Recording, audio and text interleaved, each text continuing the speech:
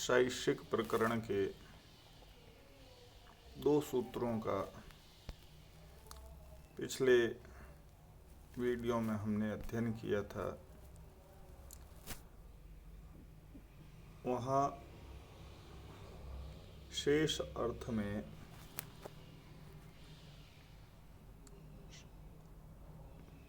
प्रत्ययों का विधान बताया गया था।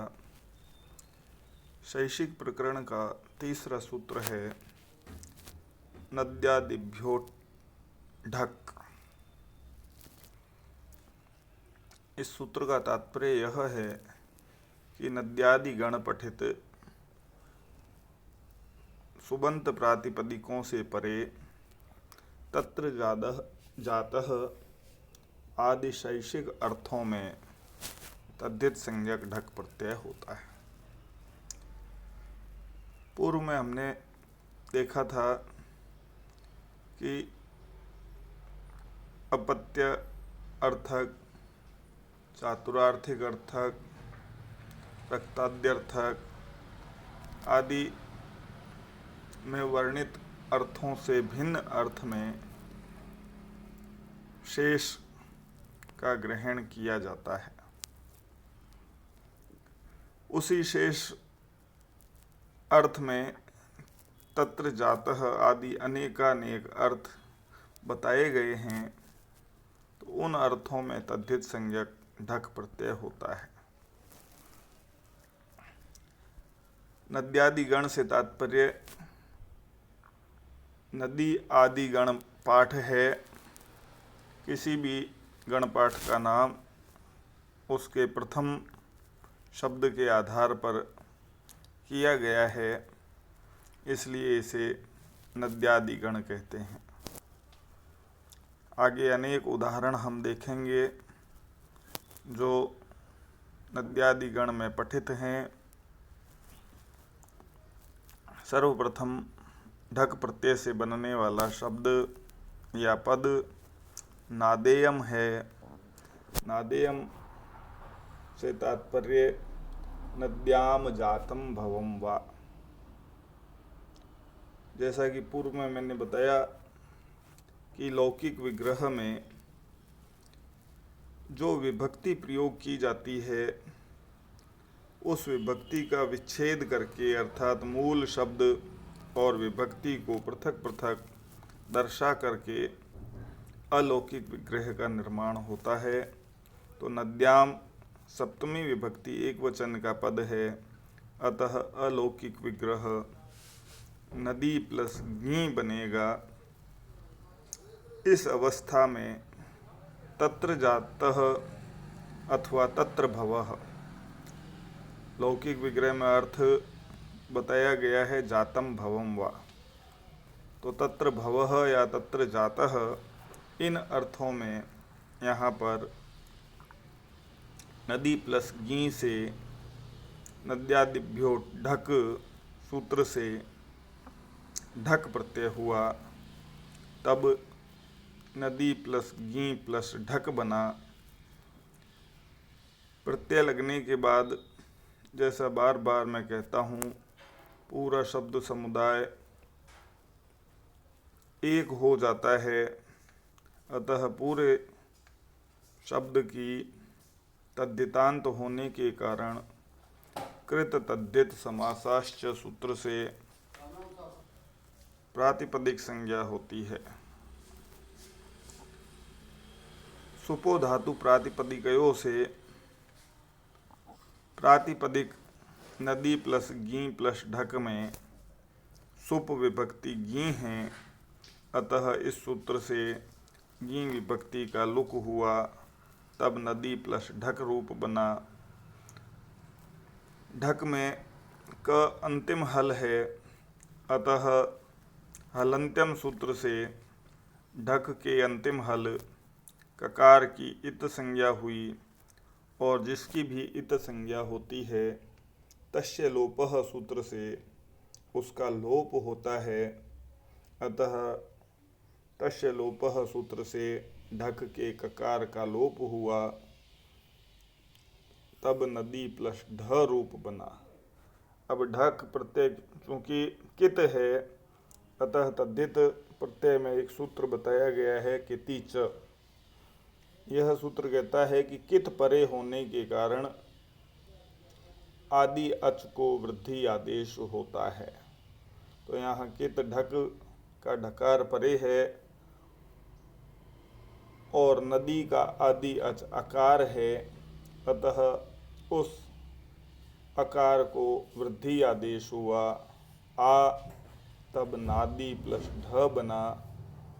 तत्पश्चात एक सूत्र और बताया गया है, आए नेई नीये यह फ ढ ख छ घाम प्रत्ययादि ना।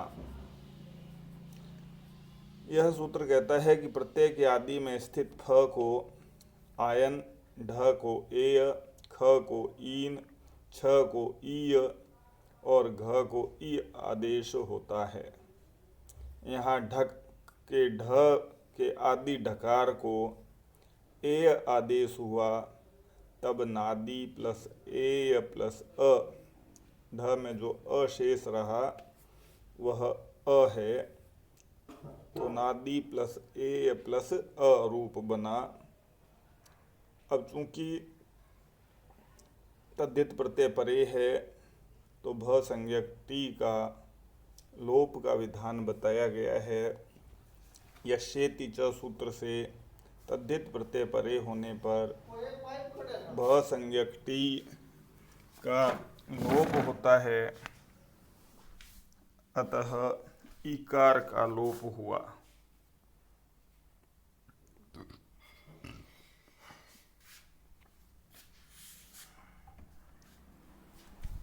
अरे पाइप दे देना अंदर से।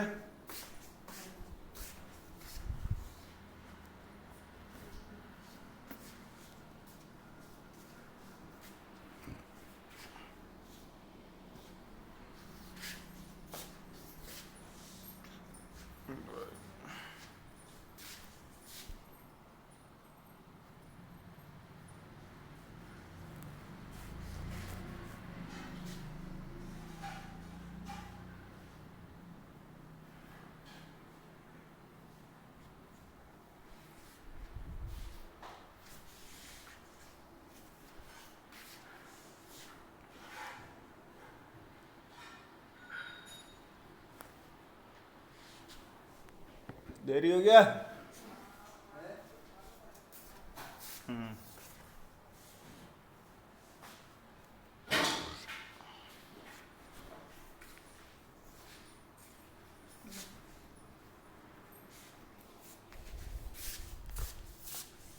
लो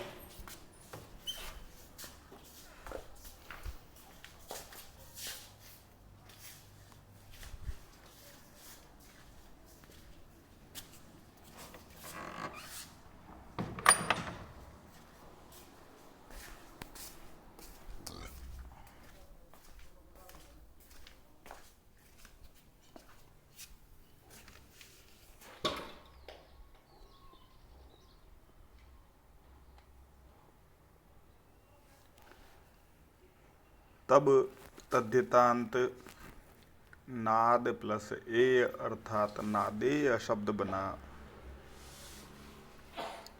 अब नादेय शब्द से हमें पद बनाना है नादेयम, अतः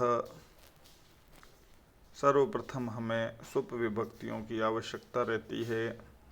तो सु औजस इत्यादि सूत्र के साथ सुपः प्रत्ययः परश्च ज्ञाप प्रातिपदिकात और द्वयेकयो द्विवचनैक वचने, इन सूत्रों की सहायता से प्रथमा विभक्ति एक वचन की विवक्षा में सु विभक्ति प्राप्त होती है। तब नादेय प्लस सु रूप बनता है। तदुपरांत नपुंसक लिंग में सु को अम आदेश होता है, जिसके लिए सूत्र बताया गया है। अब तो अदंत नपुंसक लिंग से परे सु और अम को अम आदेश हुआ करता है। तो यहाँ अदंत प्रातिपदिक है नादेय, उससे परे सु विभक्ति है, तो सूत्र से सु को अम आदेश हुआ, तब नादेय प्लस अम रूप बना। तदुपरांत अमी पूर्व सूत्र से अम परे होने पर पूर्व और पर दोनों के स्थान पर एक पूर्व रूप आदेश हुआ करता है। तो यहाँ नादेय में अक अकार है, उससे परे अम का अकार है, अतः दोनों अकारों के स्थान पर एक पूर्व रूप आदेश अर्थात पूर्व के अकार की तरह रूप हुआ, तब नादेयम यह रूप प्रथमा विभक्ति एक वचन की विवक्षा में सिद्ध होता है। पूर्व में भी बार बार मैंने बताया है कि 3 चरण यदि हम ध्यान रखें, पहला लौकिक विग्रह अलौकिक विग्रह, दूसरा विधायक सूत्र, विधायक सूत्र के साथ में उस प्राप्त होने वाले प्रत्यय में विकार कार्य और उस प्रत्यय के कारण शब्द में जो विकार कार्य होते हैं उन्हें किया जाना चाहिए। तदुपरांत सुप विभक्तियां प्राप्त होती हैं। सुप विभक्तियों की प्रक्रिया यदि हमें ज्ञात है तो हमारा रूप सही तरीके से सिद्ध हो सकता है। विशेष रूप से जो पद सिद्ध करना है उसकी विभक्ति और वचन का ज्ञान सर्वप्रथम देखा जाता है, क्योंकि सुप विभक्तियों का प्रयोग विभक्ति और वचन के आधार पर ही होता है। सुप विभक्तियों में 21 प्रत्ययों का विधान बताया गया है। अब 21 प्रत्ययों में कौन सा प्रत्यय प्रयोग किया जाएगा, उसके लिए 3-3 के जोड़े से प्रत्येक विभक्ति के लिए प्रत्ययों का विधान बताया गया है। 3-3 के जोड़े में एक वचन, द्विवचन और बहुवचन प्रत्यय बताए गए हैं, अतः विभक्ति और वचन का ठीक ठीक ज्ञान होना आवश्यक है। इसी में नद्यादि गण में ही दूसरा शब्द जो बताया गया है वह है माहेयम, मह्याम जातम भवम वा। मह्याम सप्तमी विभक्ति का पद है, मूल शब्द मही है, अतः अलौकिक विग्रह यदि हम करें तो मही प्लस गी यह अलौकिक विग्रह बनता है।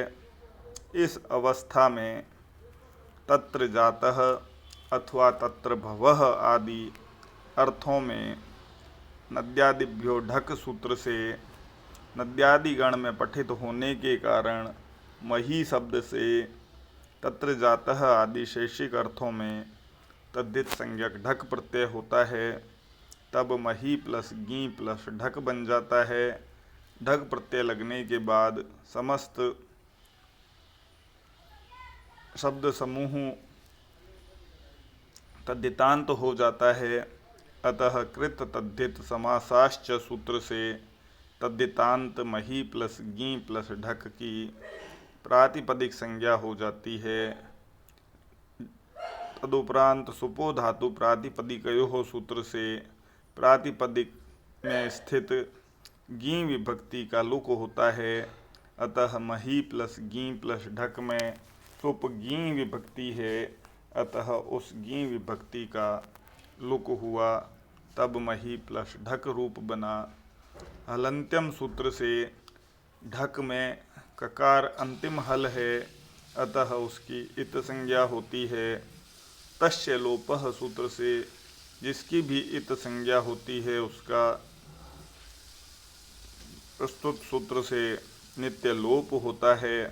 अतः इत संज्ञक ककार का तस्य लोपः सूत्र से लोप होने पर मही प्लस ढ रूप बनता है। तदुपरांत ढक प्रत्यय क्योंकि कित है, अतः किति च सूत्र से कित परे होने के कारण मही के आदि अच अकार को वृद्धि आदेश हुआ, अ को वृद्धि आ हुआ करती है, तब माही प्लस ढ रूप बना। अब ढ को आदेश बताया गया है आय नेयी नीयी यह फ ढ ख छ घाम प्रत्ययादि नाम। प्रत्ययादि नाम यानी प्रत्यय के आदि में स्थित फ को आयन, ढ को एय, ख को ईन, छ को ईय और घ को ई आदेश होता है। अतः यहाँ प्रत्येक ढ के आदि में स्थित ढकार को ए आदेश हुआ, तब माही प्लस ए प्लस अ ऐसा रूप बना। यशेति च सूत्र से तद्धित प्रत्यय परे रहने पर भ संज्ञक टी का लोप बताया गया है। अतः माही के टी अंतिम ईकार का लोप हुआ, तब तद्धितांत माह प्लस ए माहेय शब्द बना। तदुपरांत सुप विभक्तियों का निर्देश होकर के प्रथमा विभक्ति एक वचन में सु औजस आदि सूत्रों की सहायता से सु विभक्ति प्राप्त होती है, तब माहेय प्लस सु रूप बनता है। नपुंसक लिंग में सु को अतो अम सूत्र से अम आदेश होता है, अतः यहाँ सु को अम आदेश हुआ, तब माहेय प्लस अम यह रूप बना। अमी पूर्व सूत्र से अक से परे, तो माहेय में अक, य में स्थित अकार है, उससे परे अम का अकार है। अतः पूर्व और पर दोनों के स्थान पर एक पूर्व रूप आदेश हुआ, तब प्रथमा विभक्ति एक वचन की विवक्षा में माहेयम रूप सिद्ध होता है।